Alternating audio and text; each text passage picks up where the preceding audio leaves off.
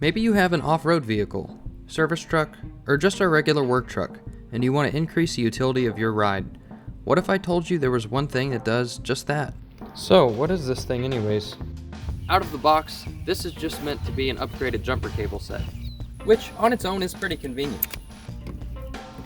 But that's not where its true potential lies. With a little bit of modification, it quickly becomes much more. With this setup I'm about to show you, your imagination is the limit. Well, your imagination in 12 volts. The amount of applications greatly increases when you run a plug to the back, because all this really does is give you an outlet for your vehicle's power. I'll show you a couple examples of this in action. If you have a car hauler with a winch setup, no more messing with finicky batteries. Just plug it in and it's ready to go. Using this setup with a dump trailer is another great use. A dead battery can ruin your workday. By installing a quick connection on your dump trailer, you can always get the job done, even with a dead battery. For someone who uses a dump trailer every day, this is a must-do mod. Even with no battery, this system will work flawlessly.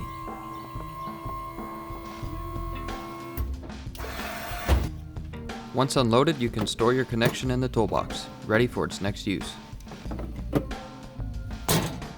I know someone out there in the comments is going to say, "You could just use the solar panel, man." But in my experience, this happens to them a lot. But I've been using this setup on my gooseneck trailer for over 2 years and I haven't had any issues. In fact, I even bought a brand new solar panel, which I haven't even put on because this setup works so well. An adapter like this is another great application for this setup. Anything that runs off 12 volts can be another utility for your vehicle.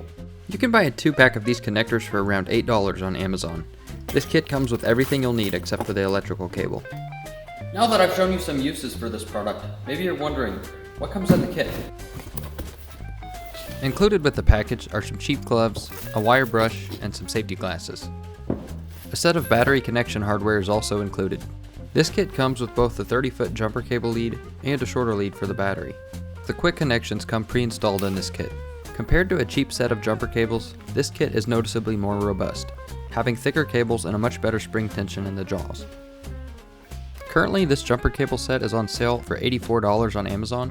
While you could technically build your own, I don't think you'd be able to beat this price point. If you want to install connections at both the front and the back, you will need 2 kits.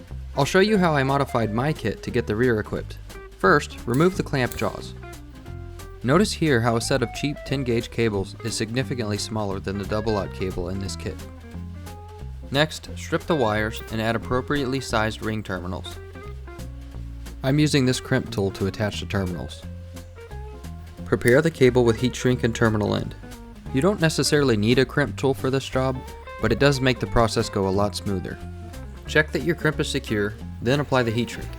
You can use a heat gun for the shrink tube, but I prefer other methods. With proper application, you can achieve professional results. Repeat these steps for the other cable.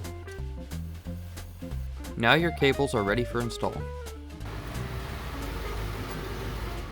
So from here, we have to run this through the truck and connect these ends to the battery.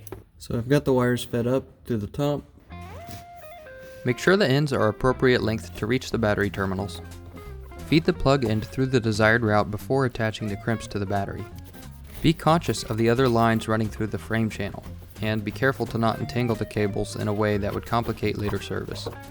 Be sure to tin slack as you go. This will make the installation much easier. Install cable ties where necessary. Be sure to secure any loose ends.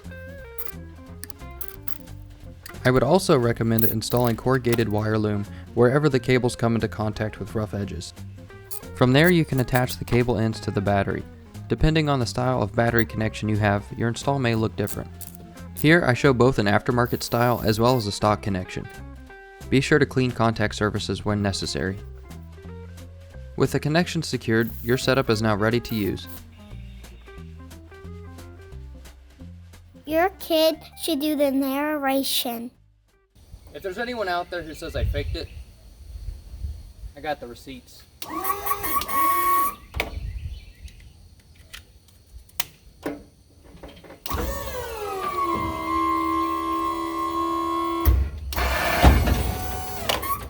Like, comment, and subscribe.